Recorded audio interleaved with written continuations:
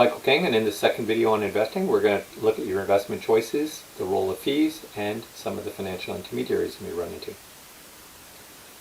In this video, we're going to talk about stocks, mutual funds, and ETFs, and we're going to look at investment dealers versus robo-advisors. There's three ways really to get started with investing. You can either be a self-directed investor where you open a trading account or a brokerage account and make the investments yourself.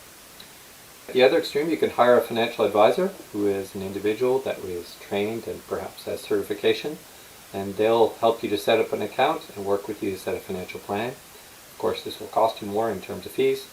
And somewhere in between, you can use a robo-advisor, which is an online automated investing for a lower fee. Just remember that you have many different assets that you can purchase with different levels of risk. Here, when you buy individual securities, you're not really having diversification. Buying a mutual fund is going to be a way to get diversification, but at a higher cost than buying an exchange-traded fund, which will provide diversification at a low cost. Before I move to mutual funds and ETFs, I want to talk about self-directed investing. Most retail investors are their own worst enemy, and if you don't believe me, take a look at the biases that are talked about by Professor Terry O'Dean of UC Berkeley, an expert on behavioral finance, who has identified these biases.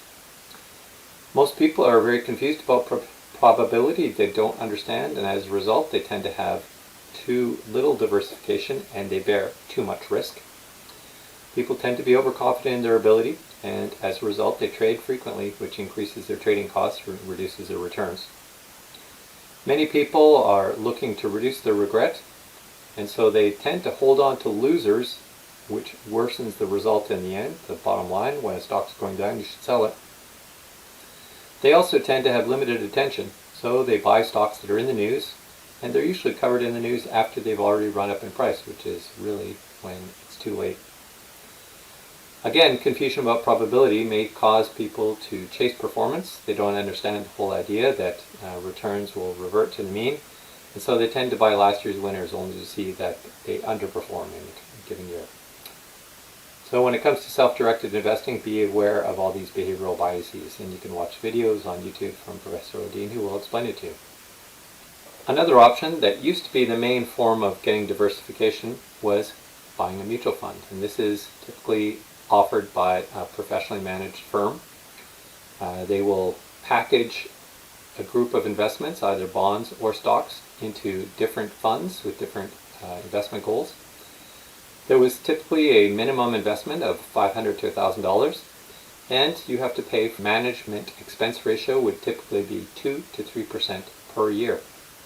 So you can see a variety of different funds here. Let's take a look at one of them. This is the Mackenzie Canadian Global Growth Fund. As you can see, it invests predominantly in stocks, and it's large cap growth stocks.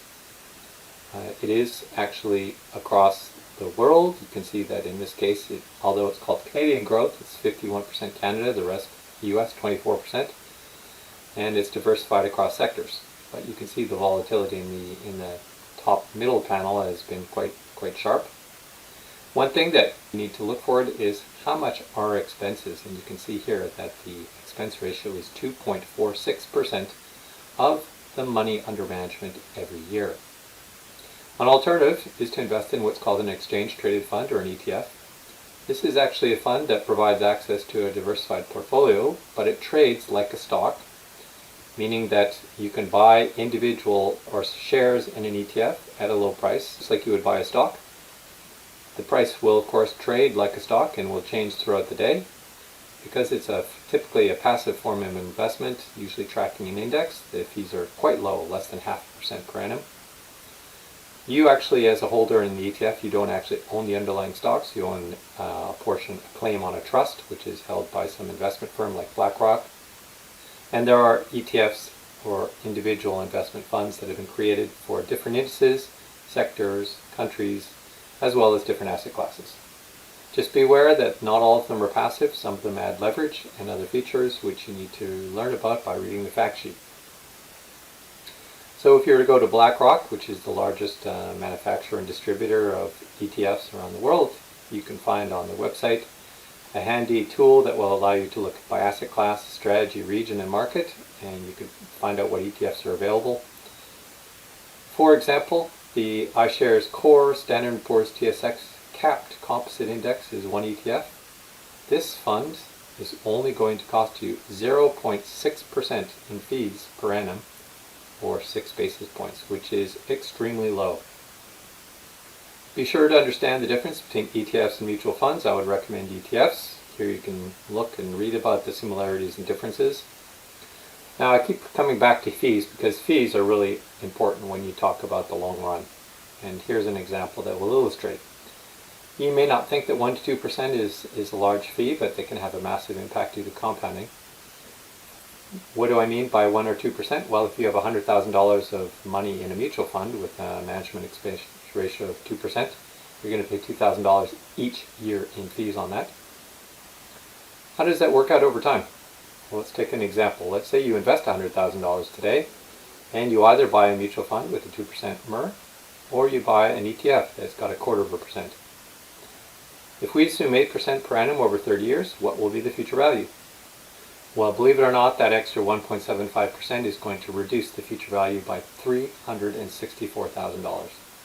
The fund with a 2% MER is going to grow to be $574,000. The one with the 0.25% management expense ratio is going to grow to be $938,000. So a difference of 63%, all because of that small difference in fees. When you go to buy a mutual fund or an ETF, you're probably going to be dealing with a financial intermediary called an investment dealer or a broker. There are many different types of brokers that are under the supervision of IROC. The IROC tends to classify them as integrated, retail, or order execution only. As you can see, the integrated are the ones that are owned by the large banks in Canada. Retail tend to be specialized, such as Edward Jones or Raymond James. And order execution only used to be called discount brokers like Questrade or RBC Direct Investing. An alternative is to go with a robo-advisor, which is an automated way to invest online, where they take your money and they put it in a number of different exchange-traded funds based on your risk tolerance and your investment goals. Robo-advisors are not as cheap as people advertise or believe because there are actually 3 sets of fees. They don't typically tell you, but there are fees associated with ETFs which are being deducted even though the robo-advisor does not receive that money. Instead, the robo-advisor will receive a management expense ratio, which is their asset management fee, and there may be, but not always, additional costs for every trade you make or for managing your account. Here we can see a table of robo-advisors in Canada. You can see that some of them are owned by the big banks, such as BMO Smartfolio, or by big mutual fund companies, such as CI Direct Investing. There are some standalone robo-advisors in Canada, of which the largest is perhaps Wealthsimple, followed by Nest Wealth. And you can see that the minimum account size typically is around $1,000, although it may be lower. And that fees are typically as a percent of assets under management, with the exception of Nest Wealth, where it is a subscription model, not unlike Netflix. And don't forget, you're going to have to pay for the fees that are in the underlying ETFs, which take a look on RateHub to find more information.